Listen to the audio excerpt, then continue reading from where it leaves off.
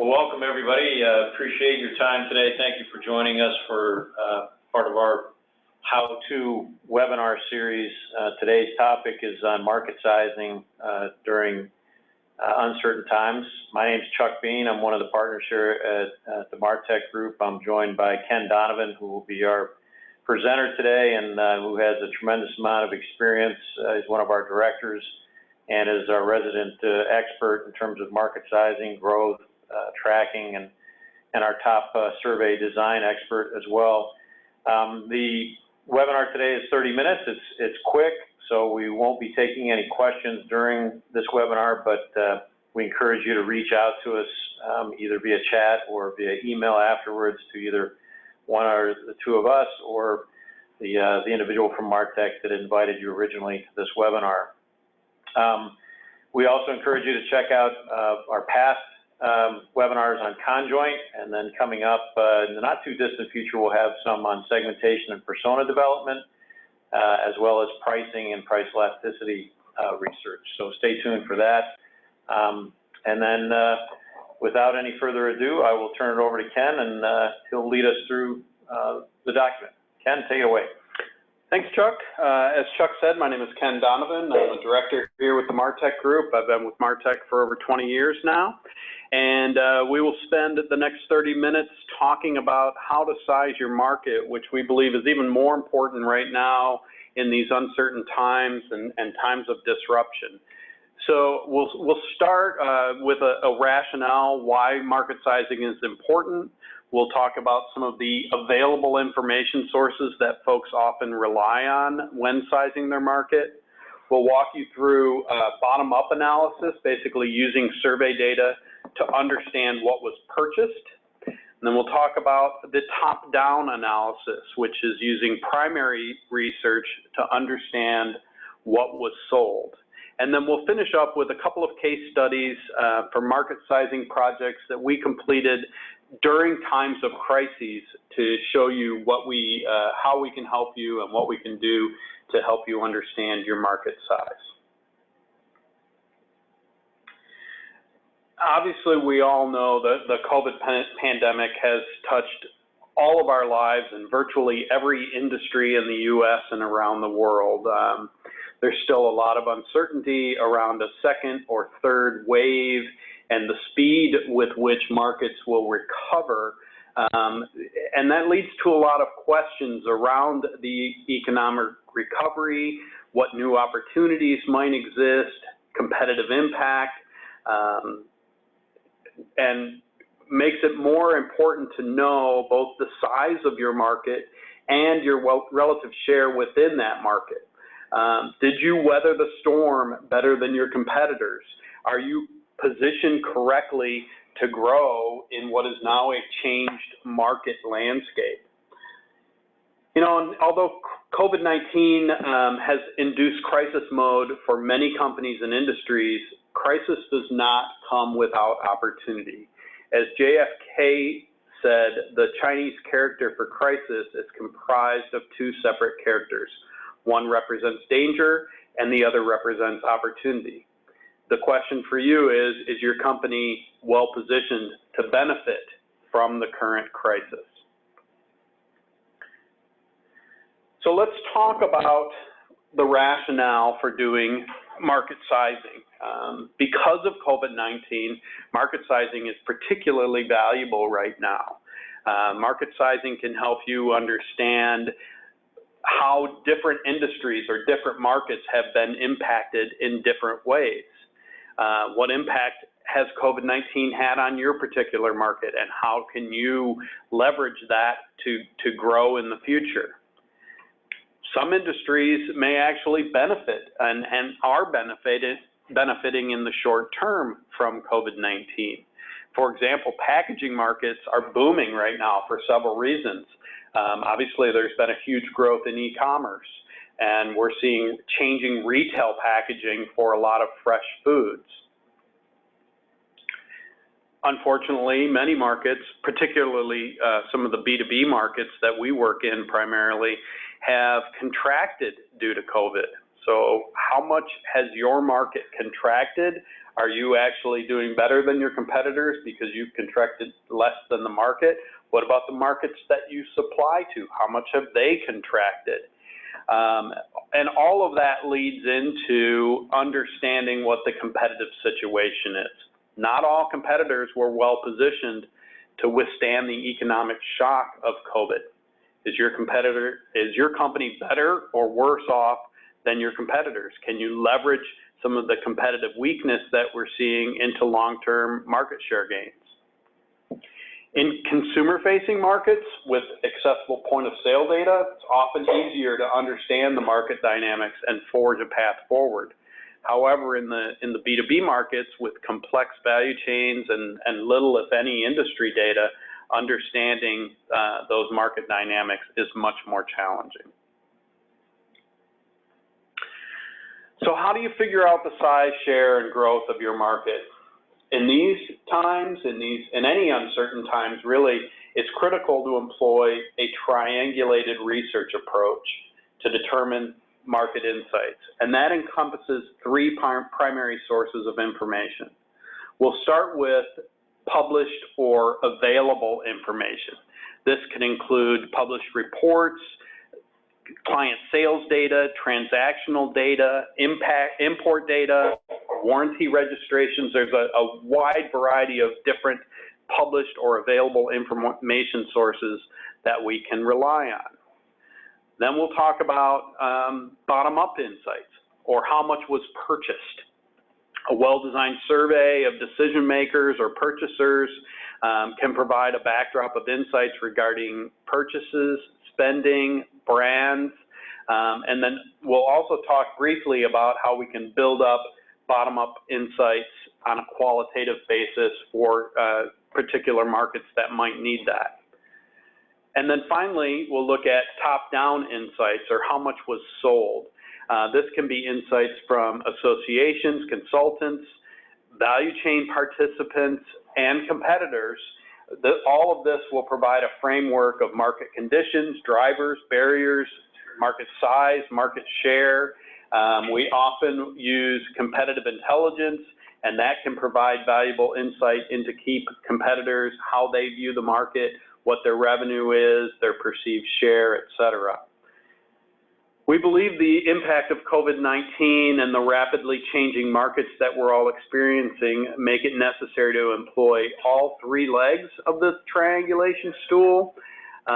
This often may require a higher budget, but it also provides a better understanding of the entire market and a more credible market size estimate.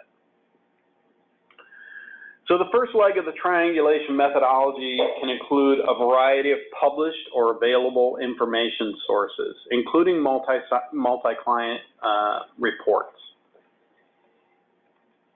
And we typically begin with kind of an exhaustive review of published articles, published reports, to provide preliminary intelligence on rapidly changing markets. However, as some of you may know, these published reports can be highly inaccurate and often simply apply an assumed growth rate to research that was completed several years ago. With the impact of COVID-19 and how much the markets have rapidly changed, most markets have changed significantly in a very short time period. And because of the methodologies used to generate these secondary reports or multi-client reports, we don't believe they accurately account for all market activities, nor are they positioned to adapt to the rapidly changing market conditions driven by COVID. However, they can still provide a starting point for updating market size information.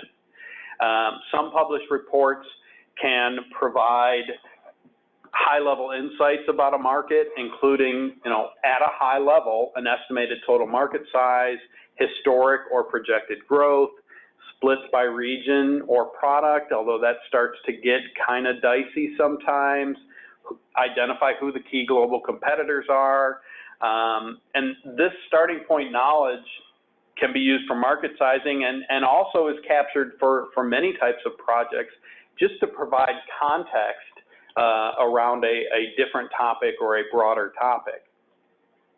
But we've seen many of these reports. We've purchased some of these reports on behalf of clients, and we found that they rarely provide enough detail to fully understand the market in a specific region, what market share is within a specific region or a segment, what the value chain really looks like.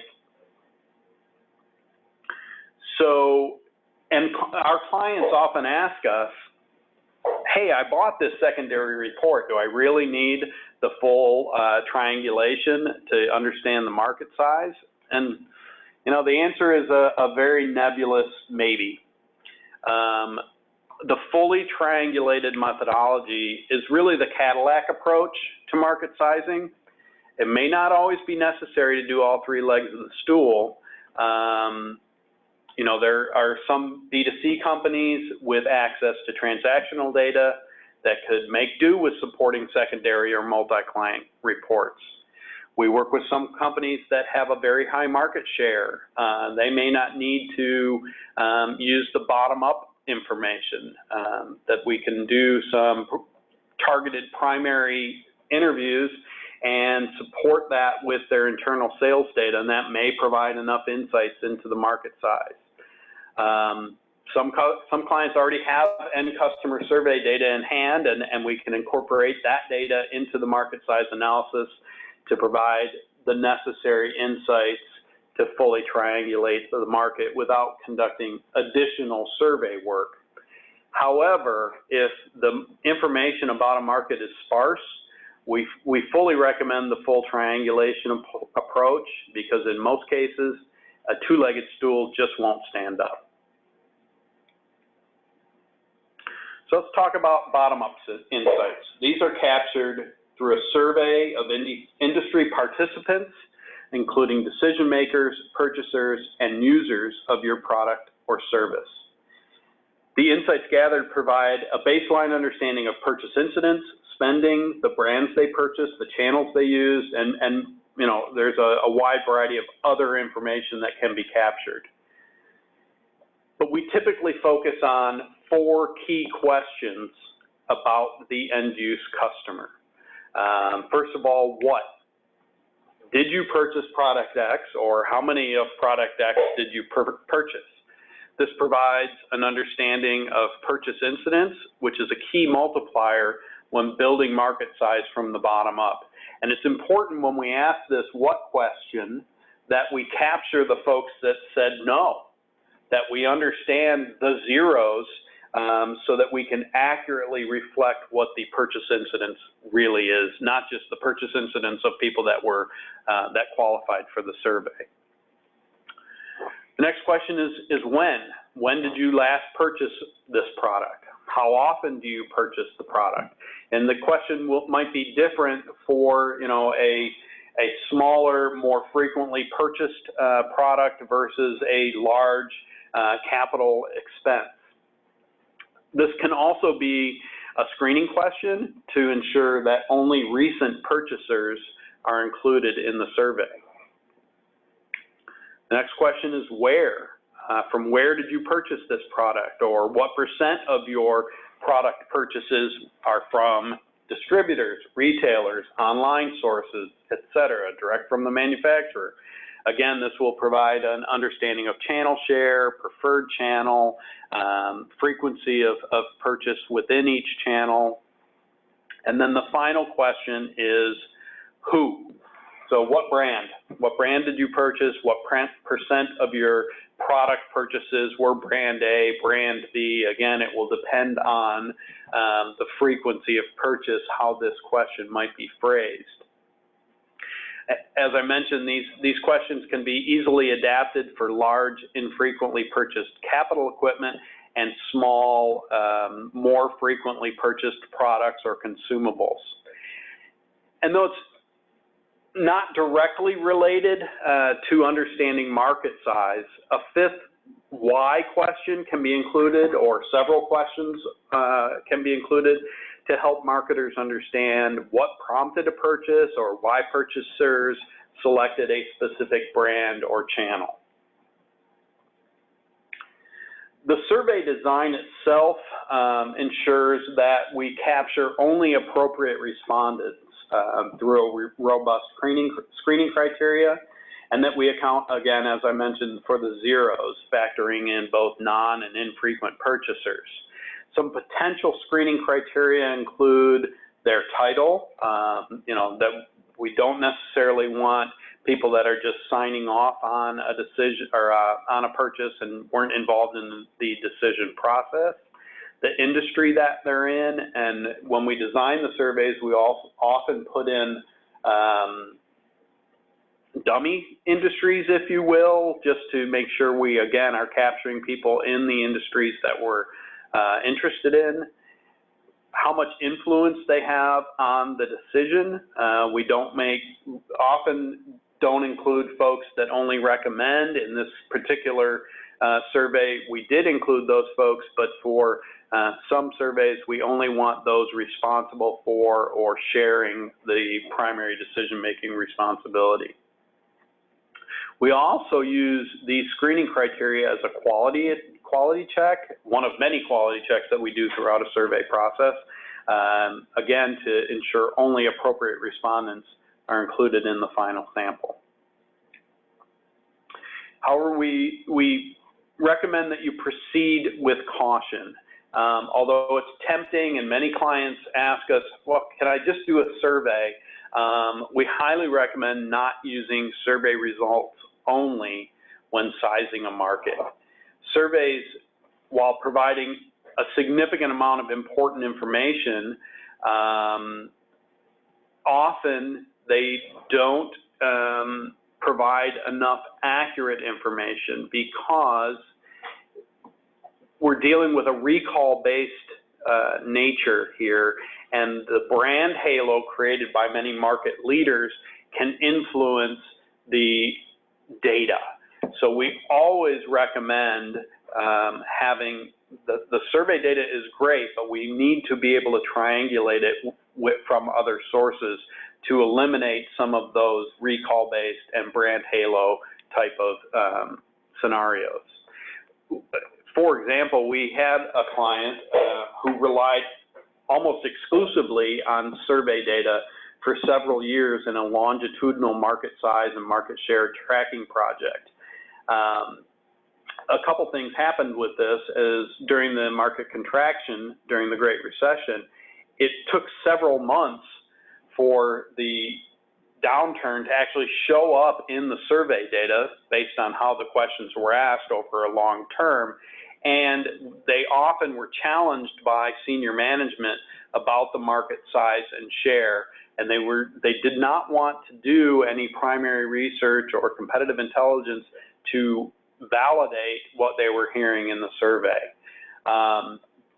The other thing to recall is the size of the purchase can have a direct impact on how easy or difficult it is for respondents to remember when the purchase was made, how much they spent on the purchase. So think of, I bought a car versus I was buying toilet paper.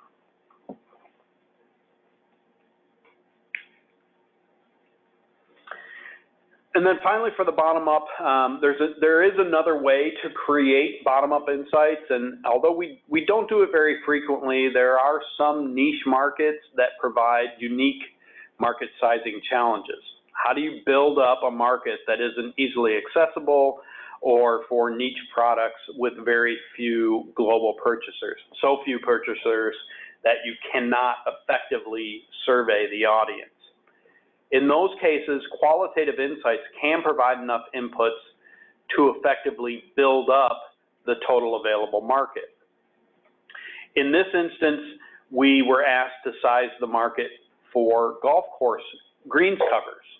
And there was a lot of secondary information available on the number of golf courses. However, the unique and uneven application of these products and the lack of accessibility to key decision makers necessitated the use of qualitative insights to build up the market. So through primary research, we got an understanding of what % of greens actually used, or what % of golf courses used greens covers, what % of those greens were covered, and the average square footage of a green to determine that the total market could approach 380 million square feet. Then when we applied replacement rates of 8 to 10 years and a price per square foot, we learned this is a very small market of only about $7 million annually. This was in line with what the client expected, but because of the very small size, there just was no information available about this particular market. Finally, the last leg of the triangulation stool is top-down insights, or another way to think of this is how much was sold. And this is, in many cases, the real work of any market sizing research project. Because the impact of COVID is so recent and so disruptive to many markets, we believe that understanding current perspectives is critical to determine the size of many markets today. So how do we do this? Well, we rely on in-depth qualitative interviews conducted with industry experts and value chain participants for the specific market or product in question. These insights will provide a high-level understanding of market size, market share, dynamics, and trends. And we talk to, depending on the nature of the project, it could be 30, 40, 50 different people to get a well-rounded understanding of the actual market size. These expert respondents often have their finger on the pulse of current market conditions and can provide invaluable insight into what's driving the market, what competitors are doing, what mergers and acquisitions might be happening, overall market conditions, et cetera. We employ an 80-20 focus on both companies and trends. We often hear kind of one-off comments about, oh, this is happening in the market, but we don't hear it from anybody else. So when we're looking at what's happening in the market, what's driving the market, we use that 80-20 focus to provide confidence to our clients that the insights are relevant and accurate. So what information sources do we use for top-down research? There's a large volume, or often a large volume of information available on specific markets and competitors. And this information provides the clues that we use when sizing a market. So where should we be looking? Where should we turn next? That publicly available information provides those clues. But the real valuable information comes from information sources that are not publicly available and require primary research to access. This primary research provides the golden nuggets, the golden insight that most clients are looking for and that is invaluable to market sizing. It's important to remember that no company operates in isolation. So there are always customers, distributors, suppliers, industry experts that are valuable sources of information and can help us understand not only the market holistically, but individual competitors within that market. So a few examples of what we're able to do here. First of all, kind of a high-level example of market sizing. We had a client that was looking to understand the market size for online sales of aftermarket automotive parts. And in this instance, we utilized a fully triangulated approach to determine the size of this market segment, including published reports, syndicated data, top-down qualitative insights, and bottom-up quantitative insights. The research was conducted in 2014. So the share of the automotive replacement parts, we believe is much bigger than 6% that we're showing here, because online has grown significantly over that time, but this was a good example of a fully triangulated market size research. The next couple of pages are examples of more in-depth insights that we were able to provide on specific competitors. In this example, the competitor was public, so we understood overall revenue, but they did not break that overall revenue by product or product type. We were able to use qualitative interviews to get a much better understanding by market segment, by geography, by channel, et cetera. And the other way we use expert interviews is to not only provide insights into competitor revenue and share, but also an internal perspective of the market. So for this particular project, our client wanted to understand the market size specifically from the competitor's perspective and what they believed their share to be. We consistently heard the same size from all of the experts that we spoke to, that, oh, company Z believes the market is X and they believe their share is Y. For our final few minutes here, we wanted to provide you some case studies of market sizing that was done during times of disruption. So first, during the Great Recession, we were asked to understand the market contraction for shop tools during and immediately after the financial crisis of 2008. We were able to provide insights into not only what happened in the trailing few quarters, but what anticipated demand might be, and helped our client determine its marketing and manufacturing strategy through the remainder of the recession. In this case, the market had contracted 9% in just a few quarters, which, you know, looking now with our COVID lens on, we would have taken a 9% decline over 3 quarters. But what was really valuable to the client in this instance was the insights into future demand and the expected recovery period. The last example that we have for you is more current and happened during the early stages of COVID. We were asked to explore a market to determine, again, how much that market had contracted in Europe and North America, and how individual competitors were impacted by COVID. So in this case, we learned that the market had contracted in North America and Europe by 22% in Q2 alone.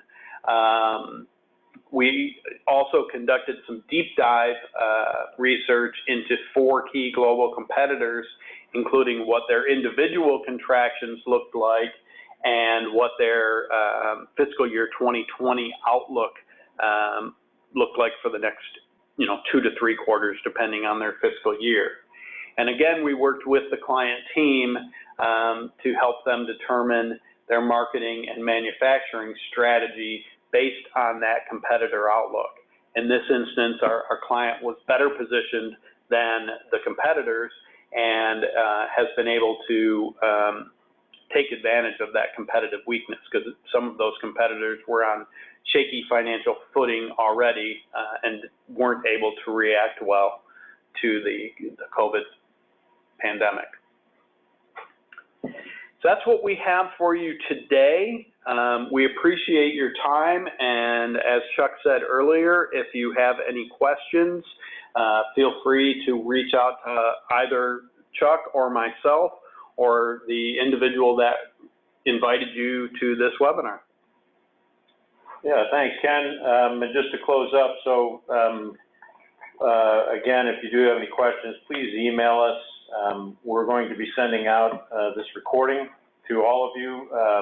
We do understand, have gotten some feedback already that there were some Zoom difficulties during the webinar, and we apologize for that and appreciate everybody's patience, but rest assured you'll be getting a recording of this. That's the beauty of technology these days. And so We hope that you find that valuable, and as you review it, will let us know your thoughts, feedback, and any questions, and then also look for future sessions on segmentation and persona development, as well as pricing coming up soon, as well as an ebook on what Ken covered here today.